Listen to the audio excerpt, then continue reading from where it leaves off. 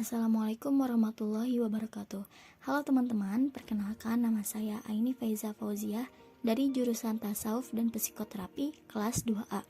Saya akan menganalisa film yang berjudul Inside Out dari sudut pandang ilmu psikologi. Apa sih film Inside Out itu? Inside Out adalah film animasi Amerika Serikat tahun 2015 yang disutradarai oleh Pete Docter dan diproduseri oleh Jonas Rivera. Inside Out adalah film yang menceritakan perjalanan seorang anak perempuan berumur 11 tahun bernama Riley Anderson. Apa sih emosi itu? Emosi dapat diartikan dengan suatu respon yang spontan. Kebangkitan emosi pertama kali muncul akibat adanya stimulus atau sebuah peristiwa, baik itu netral, positif maupun negatif.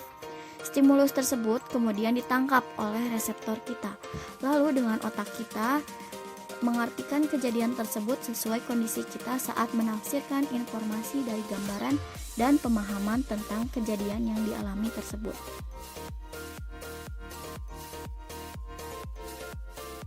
Di sini diceritakan ada 5 karakter emosi yang ada di dalam diri Riley. Perhatikan baik-baik ya, bagaimana 5 karakter tersebut memegang kendali dari tugas masing-masing. Yang pertama ada joy sebagai wujud dari emosi kegembiraan. Kedua ada sadness sebagai wujud dari emosi kesedihan. Ketiga ada fear sebagai wujud dari emosi takut. Keempat ada anger sebagai wujud dari emosi marah. Dan yang kelima ada disgust sebagai wujud dari emosi jijik. Yang pastinya 5 karakter tersebut ada di setiap emosi dasar yang dimiliki oleh manusia. Di awal diceritakan bahwa karakter Joy yang merupakan wujud dari emosi kegembiraan yang mendominasi ingatan dari awal hadirnya Riley di dunia dengan emosi yang masih sederhana.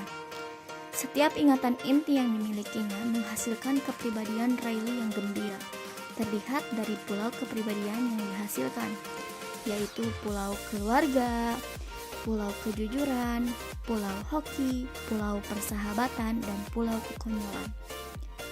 Joy selalu berusaha untuk Riley merasakan emosi bahagia. Berbeda dengan keberadaan sadness yang selalu dianggap bahwa dia akan menyakiti perasaan Riley yang menjadikan sadness merasa bahwa keberadaan dirinya justru tidak bermanfaat bagi Riley. Ditambah Joy yang selalu melarang sadness untuk memegang kendali emosi kesedihan Riley. Tetapi pada akhirnya Joy menyadari bahwa peran sadness sangat dibutuhkan dalam kehidupan Riley, terutama saat menyalurkan perasaan yang sesungguhnya Riley rasakan untuk menyelesaikan konflik Riley terhadap orang tuanya, dan orang tuanya memahami apa yang dirasakan Riley. Ada scene di mana Joy memegang kendali emosi Riley saat sedang memperkenalkan diri di hadapan teman-teman barunya. Joy memperlihatkan kenangan-kenangan yang indah yang dimiliki saat tinggal di kota lamanya, yaitu Minnesota. Namun tiba-tiba sadness menyentuh ingatan inti tersebut, menyebabkan kenangan indah itu terasa menyedihkan. Lalu Riley pun menangis, dan menghasilkan ingatan inti kesedihan. Namun Joy tidak membiarkan itu sampai terjadi keributan. Dan akhirnya Joy dan sadness tersedot ke alam ingatan jangka panjang atau long-term memory. Hanya tersisa anger, disgust, dan fear di pusat pengendalian. Karena Joy dan sadness tidak ada, membuat mereka mau tidak mau untuk berusaha menggantikan peran Joy agar Riley tetap bahagia. Tapi mereka bertiga bukanlah Joy yang memiliki karakter maupun tugas yang berbeda dengan Joy, yang menyebabkan Riley tidak bisa menerima emosi kebahagiaan. Dari scene di atas, kita bisa mengambil kesimpulan bahwa emosi kesedihan yang Riley rasakan di kelas juga berfungsi sebagai sarana survival atau mempertahankan hidup. Fungsi emosi selanjutnya itu sebagai energizer. Contohnya di mana adegan Bingbong ditemani sadness yang sedang bersedih ketika melihat roket kesayangannya yang penuh kenangan dengan Riley dibuang ke pembuangan ingatan yang sudah tidak digunakan lagi. Sadness terus mendengarkan kenangan yang dimiliki Bingbong dengan Riley. dan Bing Bong memeluk Sadness. Terlihat Bing Bong yang bisa bangkit dan meneruskan perjalanan membuktikan bahwa apabila kita sebagai pendengar bisa meringankan kesedihan yang dirasakan orang yang sedang bersedih.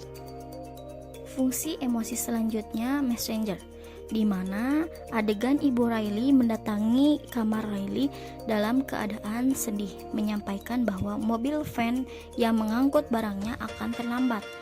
Ayahnya yang sedikit stres karena pekerjaan barunya, dan Ibu Riley berterima kasih kepada Riley karena menerima kondisinya yang sekarang dan tetap gembira.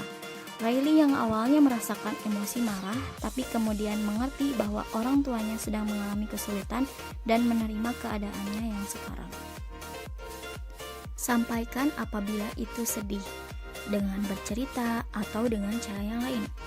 Terima bahwa kita sedang merasakan kesedihan. Joy berusaha menolak perasaan sedih yang dikontrol Sadness, tapi justru itu menjadi kekacauan karena tidak tersampaikannya emosi yang berujung Riley terus memendam kesedihan. Jika emosi tersebut terus dipendam dan menahannya dalam waktu yang lama, sehingga suatu saat meledak karena tidak lagi bisa menahan atau mengontrol itu, akan menjadi lebih fatal seperti kisah Riley ini. Kesedihan tidak melulu sebagai suatu emosi yang negatif. Kita perlu untuk menerima kesedihan itu, mungkin mendapatkan pembelajaran di saat menerima emosi kesedihan yang dirasakan. Bisa introspeksi diri, ada apa dengan diri ini? Kenapa merasakan emosi ini?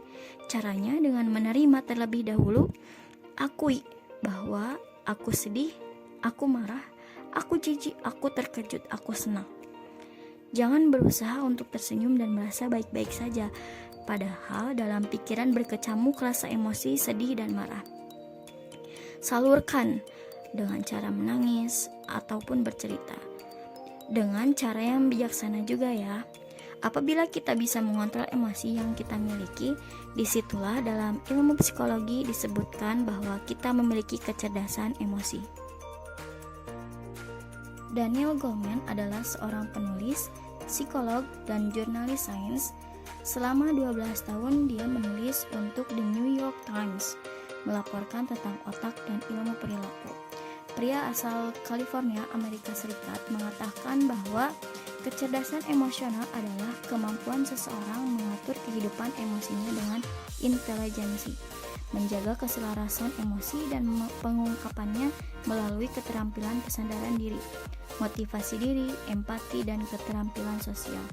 Dengan kecerdasan emosional tersebut, seseorang dapat menempatkan emosinya pada porsi yang tepat, memilah kepuasan, dan mengatur suasana hati. Kita harus mengetahui seiring pertumbuhan anak, emosi yang dirasakannya juga akan semakin kompleks.